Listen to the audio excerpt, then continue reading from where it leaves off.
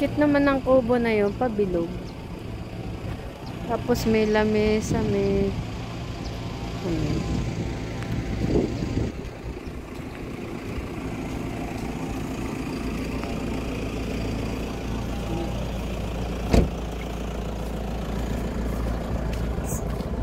Sa atin ba yun? Yung may nakatayo na may...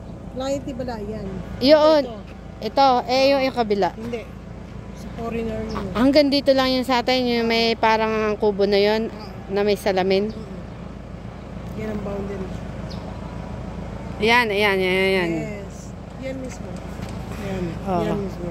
Ang cute ng gawa niya, no?